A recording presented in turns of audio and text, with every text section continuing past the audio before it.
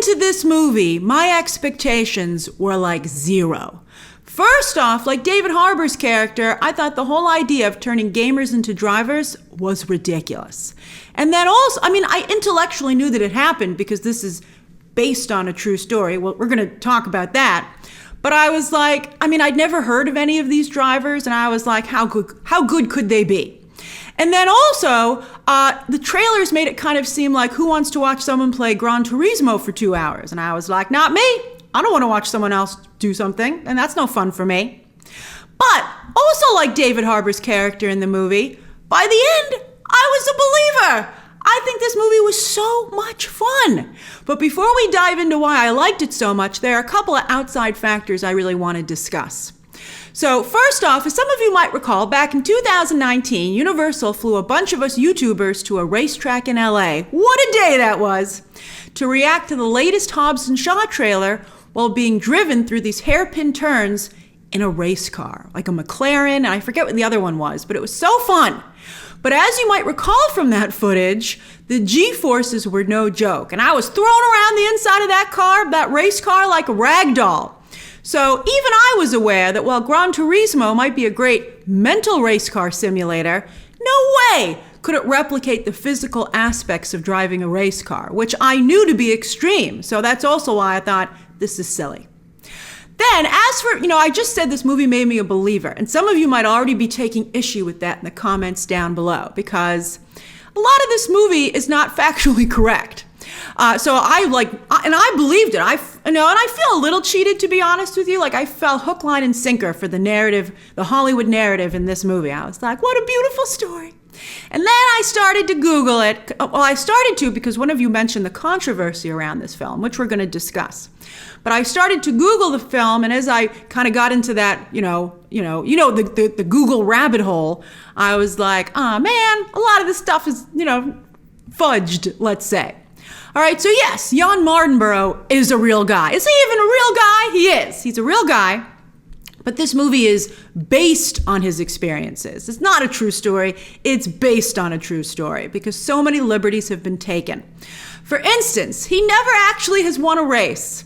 And if you pay close attention to the movie, he doesn't win here either, even though they sure make it seem like he does. Like I was watching the film and I was like, he seems like he's in third place. And he was in third place. But the movie makes it seem, the way it's filmed and the way the story is told, they try and sneak it by you, that they make it seem like he won the whole thing. Then also, the big race of his career was not Le Mans, but was a similar 24-hour race as well, but in Dubai. Why switch it to Le Mans? That kind of annoys me because they're both 24-hour races. They do have him race in Dubai in the movie. Why switch it to Le Mans? It made absolutely no sense to me. Maybe they thought it was a more cinematic track or something, but why make that change? Especially because they made such a big deal about being on the podium at Le Mans. He's never been on the podium at Le Mans. All right, he's also not the first graduate from, is it Nissan or Nissan? In America, we pronounce it Nissan, so I'm just going to go with Nissan. So he's not the first graduate from their GT Academy. In fact, he was the third graduate, even though that's not the way the movie tells it. And then here is the big one, the controversy. Again, as I said when I tweeted out last night how much I enjoyed this film, one of you said, oh, but what do you think of the controversy, Grace? Does it change the way you feel about this film? And I was like, what controversy? So I looked it up. That was part of my, as I said, part of my Google journey. And I saw that this was starting to affect the film and was responsible, because I was surprised at how low the Rotten Tomatoes score was. It keeps going in and out of Rotten. Because I was like, this was a great movie. But I can see now that some critics docked it points because of how it handled the situation. So I'm going to break it down for you because it's complex, and I feel, you also have to think about storytelling in a movie. And so after I break it down, I'd be very curious to hear how you would handle it thinking about all these different aspects that maybe I think some people aren't thinking about when they do a snap judgment of the movie. So Mardenborough was involved in a horrific accident during a race that killed a spectator. However, it happened years after his big 24-hour race. And here they switch the order of events. And some have accused this film of fridging the spectator, when you kill a secondary or not just a character, for the benefit of personal growth for the main character. So people are saying, some people are saying they fridge that spectator to have a character moment for Mardenborough within the context of the script, all because they changed the order of events. So here's the thing. First off, Hollywood has done this with biographies since they've been doing biographies. They do this all the time. But as the world becomes more transparent, thanks to technology, audiences seem to take more issue with these types of changes. However, I think, again, people are like, oh, no, that's wrong, without really thinking of the realities of telling the story and the bigger picture and how you could do it. And so, again, I wouldn't be so quick to make a snap judgment. So let me take this from the filmmaking perspective, right? So the big race of Mardenborough's career needs to be the third act, right? When you think about it from a storytelling structure, you can't move up the big race to the middle of the movie in the second act and then continue the movie for another, half hour to 40 minutes, have the accident several years later, and then that's the note the movie ends on, The 24-hour race is to this day the pinnacle of Mardenborough's career. It was just kind of like drifting and staying steady and somewhat downhill after that. So that's how your movie ends, right? And you might be like, well, that's what happened to Mardenborough, but you have to know the story. There's 3-act structure and character arcs for a reason. So that's one of the reasons that I think sometimes, and that's interesting when you think about some of the changes that are made to real life stories because of how the structure of the story needs to be told. Now, because the accident happened after the big race, which is the third act of the movie, they could have just not included it. They could have just ended as they do after something else. There could have been some other personal thing that Mardenborough had to go through, and they could have just opted not to include this accident because they wouldn't have, because it happened after this. So the movie just didn't cover that part of his life. But to Mardenborough's credit, I also discovered this while looking into this, Mardenborough insisted that it be included in the movie. So I think he should get points for that. So while one could argue, I understand the argument that the death of the spectator is being used and, moved up in time for character development, you could counter that what it's really being used to do is to illustrate how truly dangerous racing is, not just for the drivers, which the movie also illustrates, but even to the spectators who are watching the sport. And even beyond that, the drivers, even when it's not their fault, still feel responsible for everyone on and around that track, including the spectators, and that they still feel tremendous guilt when something like that happens. So, because yes, it was considered a freak accident, and Mardenborough was totally cleared of any responsibility for that spectator's death, which he could have used as another reason not to include it. But he did include it. He wanted it in the movie because that shows to this day it has affected him. And he wanted to show how guilty he felt about it, that it's a harsh truth and reality of racing, and that he did need to find a way around it to continue to race just as every other driver does. Because every driver, once they get behind that wheel, is accepting responsibility. Even when it's not their fault, even when it's a freak accident, they still, even within their own mind, have some culpability for what happens. And Mardenborough feels the death of that spectator is a part of his story. It's a part of him that will always be there, and he wanted it in the movie about himself. Also, to the movie's credit, the spectator is not named or depicted in the film whatsoever. So they weren't exploiting the death. They weren't trying to tug on the heartstrings to show that. However, I think from within the context of the film, I think that they handled it appropriately. But there are things that they could have done. Speaking of PR, which is covered in the movie, you want to be a professional race car driver someday? Practice your PR red carpet interviews, which I think was something else this movie illustrated. But from a PR perspective, I think maybe it would have benefited to show I don't know if they would have wanted to show a picture of the spectator, the real life spectator at the end of the movie when they show the real life pictures of Mardenborough. But maybe they could have had the movie dedicated to the spectator, just the name. Or maybe, something about Mardenborough always has that spectator's name. Well, I mean, he doesn't on his jacket or his race clothes, but he did insist that the spectator's death be included in the film. And then also maybe part of the proceeds of the film should go to a charity that helps people who are injured by racing on or off the track. I think all that maybe would have helped with this conversation, which clearly they tried to just avoid, but I think they should have gotten out ahead of it because Mardenborough did insist on it being included. But I think at the end of the day, should Mardenborough's story be told? I think it should be. I think it's a good story that deserves to be told. So that, and also, I think that they dared to include his darkest moment, even though they had 2 outs not to include it. That it actually happened outside of the time frame that the movie depicts, and that he was cleared of any culpability from, even though he doesn't emotionally feel that way, that, it was decided that it was a freak accident and he is not at all at fault. It could have happened to anybody. So what would you have done under those circumstances? And does it change how you feel the movie handled the situation? All right, so let's talk about the movie itself. It's a great racing movie. I think it's up there with some other really recent thrilling movies also about racing. Some of you disagree, but I think it's just as enjoyable. Now, what sets this film apart, there are some other aspects which we'll discuss, but what sets the film apart most of all, of course, is that it covers how gamers have been turned into real-life drivers. Highlighting that, because there's a big, I think as gaming enters pop culture more, it's always been big, it's gotten huge, but it's always kind of been in its own space, because it's something that's, that takes place in, largely in people's homes. It's like a private thing, or it happens mostly online within online communities that are logged in. So it's not really out there in the world space. So as it becomes more out into the world space, there are people who are trying to understand gaming, which are depicted here by Jann Mardenborough's father, right? And then also just how you come into, and David Harbour's character, and also just how some moviegoers like myself come into the movie. And the movie does a great job highlighting that, well, sure, Gran Turismo might not prepare you for the physical aspect of racing. It really does train you mentally. These gamers learn strategy. They learn all about the cars that they're racing and how they work, which I thought was very impressive. And they log hours upon hours of track time.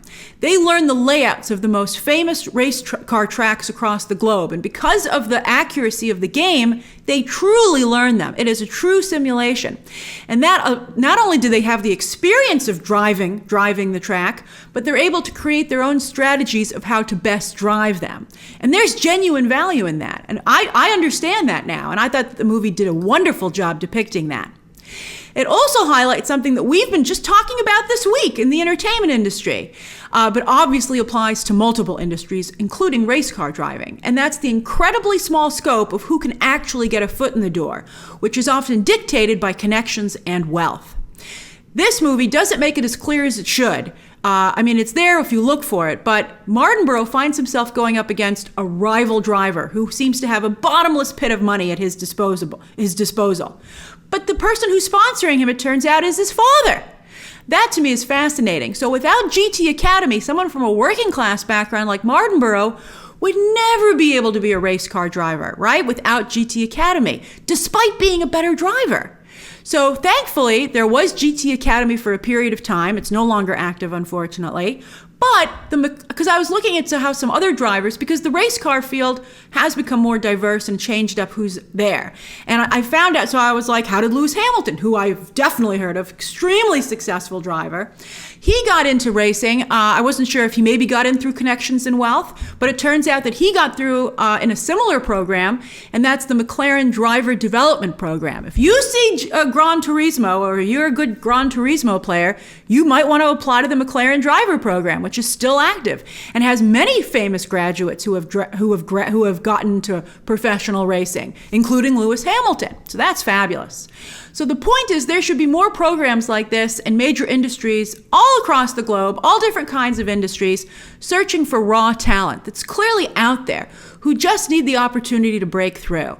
And I think, there have been a lot of programs that have focused on racial diversity, which I think should continue to be a focus, but I think there should be a focus on gender diversity and economic diversity. And I think that these programs should cover all three of those, race, gender, and economic diversity. And then they could really make sure they're getting the best of the best, because I think there's clearly a ton of talent that's just languishing because they're not in the right place at the right time. So how can industries create that? And kudos to the racing industry for being, I think, ahead of the curve on this. So I think that's one of the great things that this film highlights. I love that.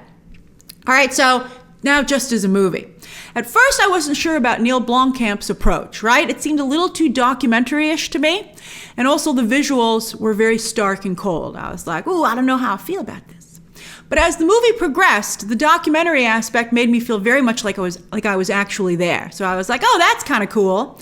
And I realized that the stark and cold visuals are meant to mirror the look of the Gran Turismo game itself. I've never really played, but I am familiar with the graphics package. I think maybe I bought it once a long time ago, but I never really played it. I think because it's such a technical game, which is interesting because I was looking to it for fun, but since it is so technical, it creates that very realistic experience where you're actually seeing real training from a mental perspective. So that's fascinating. But when they actually got to the racing sequences, I was like, oh yeah, this does look a lot like the Gran Turismo game, which was cool. The racing sequences are excellent. So good. As good as the ones in Ford v Ferrari and Rush. And here, Blomkamp uses drones to get some really incredible shots.